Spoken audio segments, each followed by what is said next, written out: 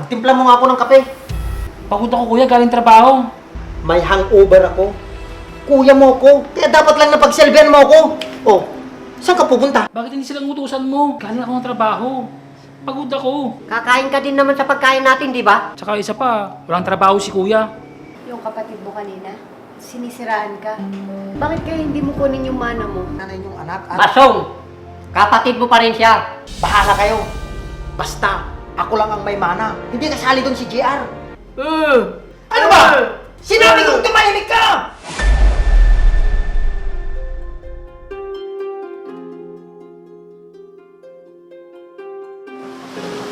Oh, saan ka pupunta, Mitch? Aalis na ako, Masong. Hindi ko na kaya makisama sa'yo. Walang aalis. Dito ka lang. Bakit? May pinagyayabang ka na ba? Hindi ko na kaya maging sunod-sunuran sa'yo. Sige, Masong. Di ba dyan ka magaling? Hayaan mo na ako, Masong, na maging malaya. Hindi ko na talaga kayang pagsamahan ka pa. Naghanap ka na ba ng lalaki? Kaya mo ko iiwan? Ano? Sabihin mo! Bitawan mo nga ako. Hindi na mahalaga yon kung may nahanap ako o wala. Hindi ka aalis kung wala kang ibang sasamahan. Kilala kita, Mitch! Pwede ba? Hayaan mo na lang akong maging masaya, Masong. Sige! Kung gusto mong umalis, umalis ka na! Oh! Ano bang hinihintay mo? Umalis ka na! Oo, talagang lalayas ako. Dahil wala kang kwentang tao. Akala mo pipigilan kita? Ang dami-daming babae! Mabuti kung makatagal sila sa'yo. Eh, ang tamad-tamad mo at wala ka pang kwenta. Ang dami mo pang sinasabi! Layas! Talagang lalayas ako. Kasi ayokong mabulok na kasama mo.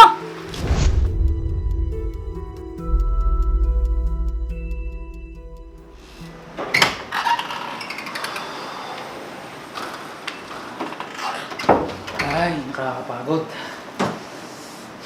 Sobrang traffic pa.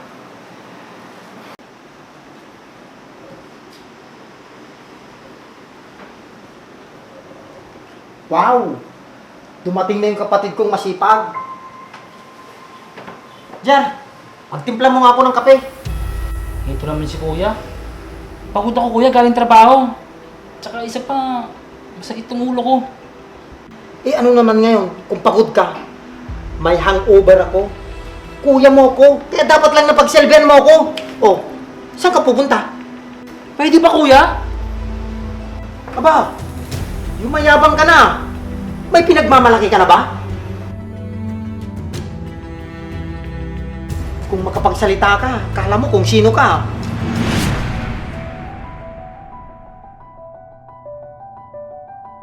Sige na, ipagtimpla mo na ako ng kape. Baka ikaw po yung pag-initan ko. Kala mo kung sino hindi mautusan.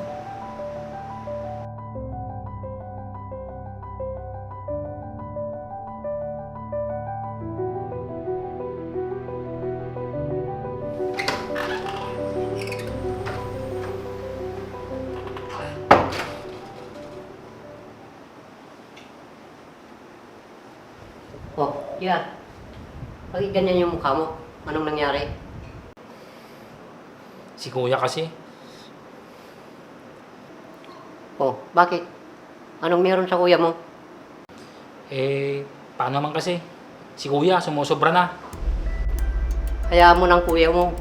Makainom lang yun. Pero pag hindi nakainom, mabait naman siya, di ba?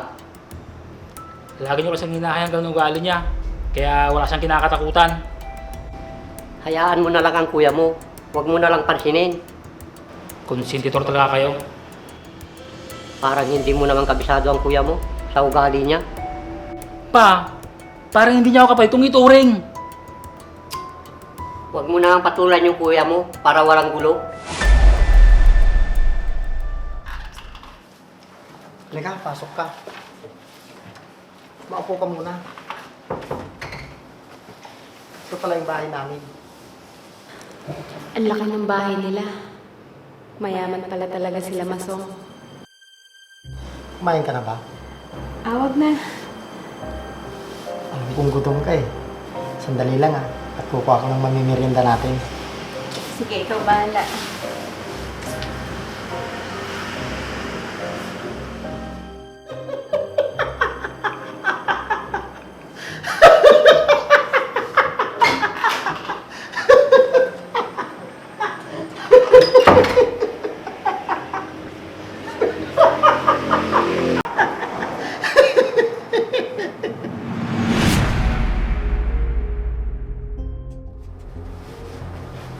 Oh, Masong, mukhang masaya ka.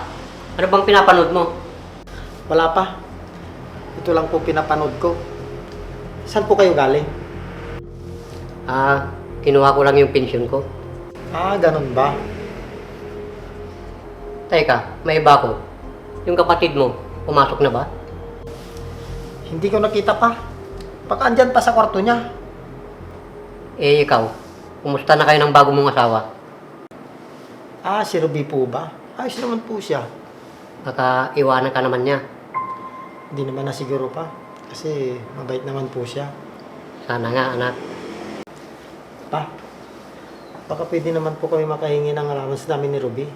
Para makalabas naman po kami dito sa bahay.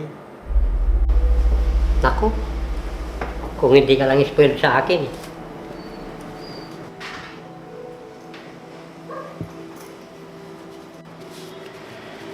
Oh, ito, yung allowance nyo.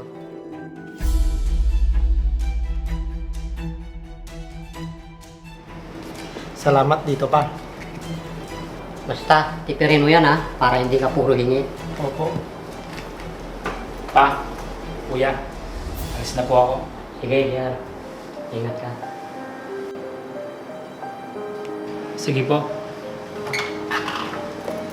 Sige, iwan muna kita. Sige po.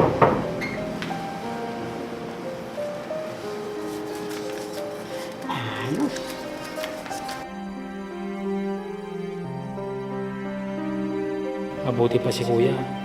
Kahit hindi magtrabaho, laging may allowance kay papa. Samantalang ako, kailangan ko magtrabaho para magkapera.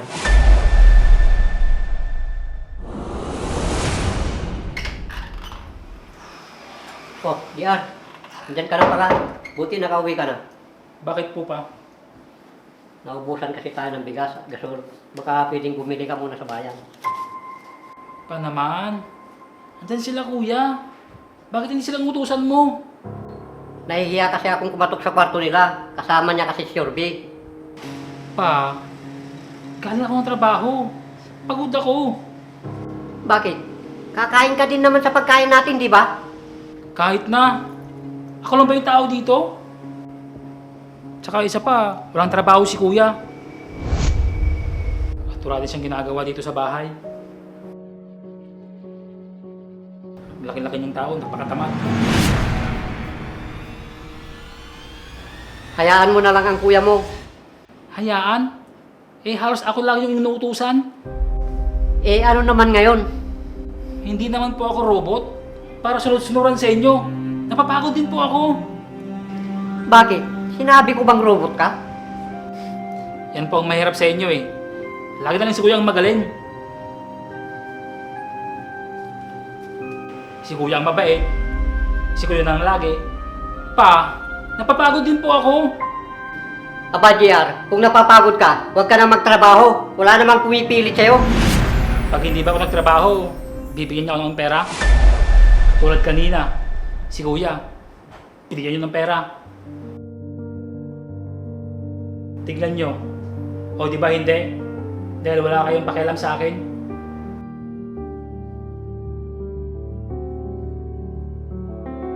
Kahit nandito ako, wala naman sa inyo yon.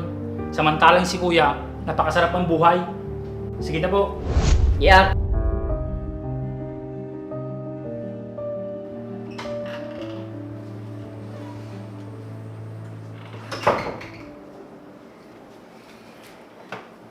Masong, alam mo ba, yung kapatid mo kanina, sinisiraan ka. At kung ano-anong sinasabi niya tungkol sa'yo. Ano? Anong sinabi niya tungkol sa akin? Masarap daw ang buhay mo at wala kang iniintindi. Sinabi niya yon? Oo, sayang nga eh. Hindi ko na narinig yung iba pang sinabi niya tungkol sa'yo.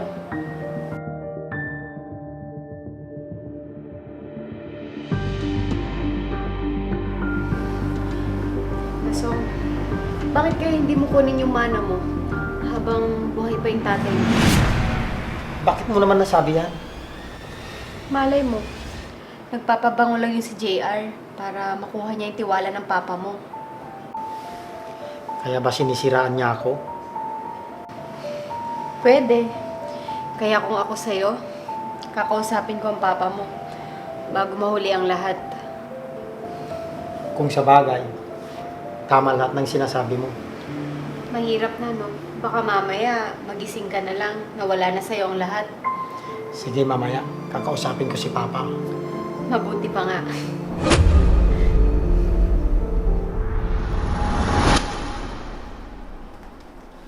Pa, pwede po ba kitang makausap? Pwede naman. Tungkol saan ba yan? Tungkol sa mamanahin namin sa inyo, Pa. Buhay pa naman ako ah. Bakit yan ang pinag-uusapan nyo? Pa, mahirap na. Baka may kamag-anak ka na gustong maghabol.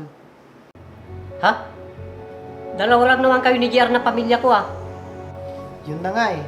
Baka mamaya siya pa yung bigyan nyo ng mana. Hindi ah. Hati kayo sa lahat. Hindi ba dapat mas malaki ang mana ko? Dahil ako ang panganay niyong anak at... Basong! Kapatid mo pa rin siya. Bahala kayo! Basta, ako lang ang may mana. Hindi kasali doon si JR. Ano ba Masong? Baka marinig ka ni JR. Hindi niya alam ang tungkol dyan. Wala siyang karapatan sa lahat, Pa! Masong, tama na yan. Bakit pa kasi nandito yung JR na yan? Masong! Pa! Pa! Anong nangyayari sa'yo?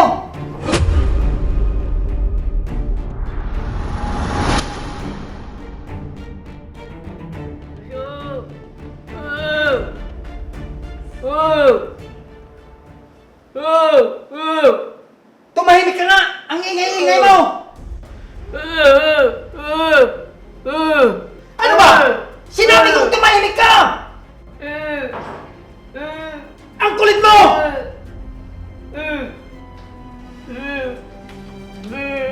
Ano ba, Masong? Ang ingay-ingay niyo. Ito kasing si Papa! Eh baka nagugutom na. Pakainin mo muna kaya. Pagdating na lang ni JR, Eh ano pagkain natin? hindi ko alam. Pagluto ko na lang doon. Tignan mo doon sa rep kung anong pwedeng lutuin doon. Ano ba naman yan? Hintayin mo na lang yung anak mo na papakainin ka. Anong nangyayari dito, kuya? Nagugutom na yata si Papa. Pakainin mo na. Hindi mo lang pinakain si Papa?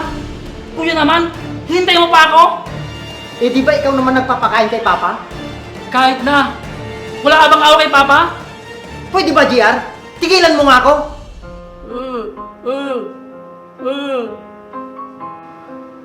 Pa, pasensya na po kayo. Tara na po.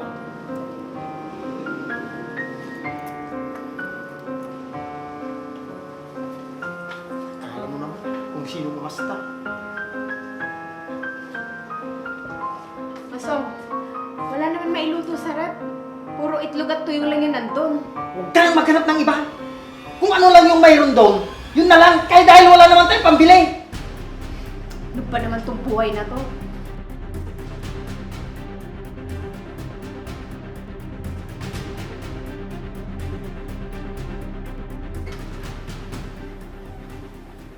O Ruby, saan ka pupunta? Hindi ko na kayang tumira dito sa inyo. Aalis na ako. Iiwan mo na ako? Oo. Wala na ako mapapala sa'yo, Masong. Ruby, huwag mo kong iwan. Sasama ako sa'yo. Ano? Sasama ka sa akin? Oo, gusto mong sumama sa'yo. Ano yun? Bubuhayin kita? Ang galing mo naman. Mahal na mahal kita, Ruby. Walang mangyayari sa atin pag ikaw ang kasama ko.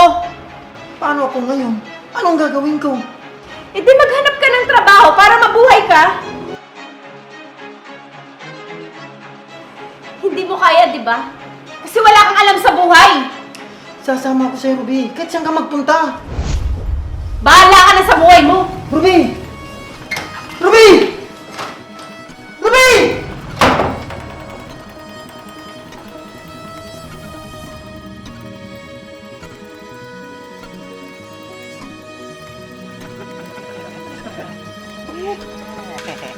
sige. Kaya na. Pre, tama na yan. Kasi na si pare Masong. May ba tayo pare? Nasaan na pala yung kinakasama mo?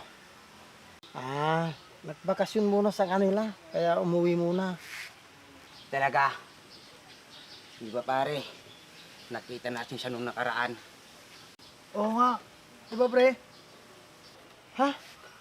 Saan nyo naman siya nakita? Oo, nakita namin siya.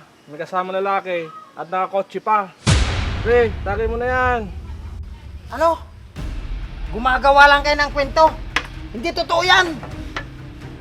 Kaya nga iniwang ka pare. Kasi may nakita na siyang iba. Pinagaganyo ba ako? Ba't di mo na lang kasi tanggapin pare? Natalunan ka. Tama na yan. Ano ba, pare? Kawawa ka naman. Ano yung sinabi mo?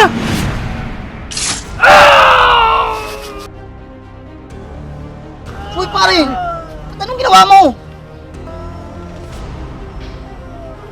Pare, hindi ko sinasadya. Mga pare, tara, turong natin si Masong. Huwag na, pre. Baka madami pa tayo. Tama na. Halika na, tara na.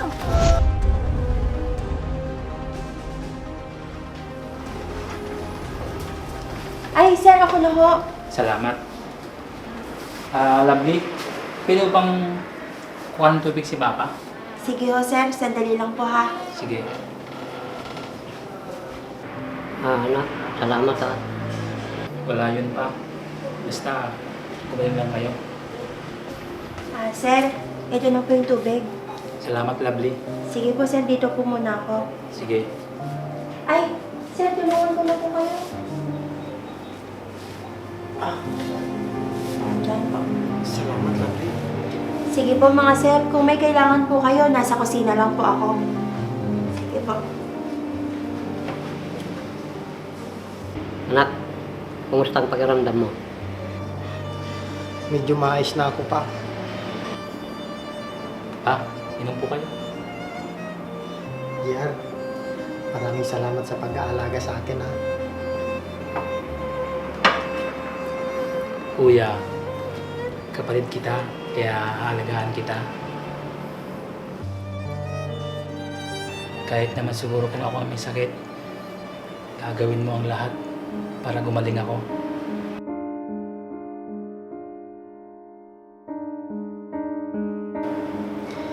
Pasensya ka na sa akin, JR, ha.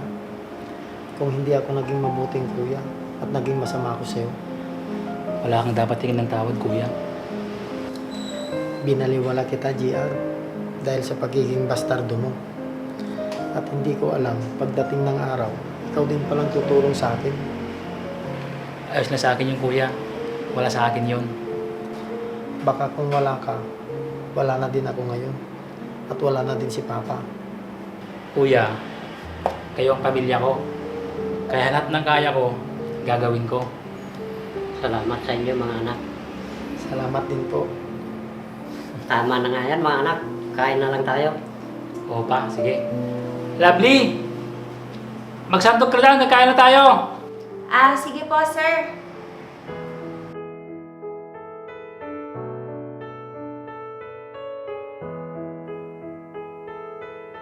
Kahit gaano kasamang ugali ng isang kapatid, hindi ito matitiis ng kanyang pamilya.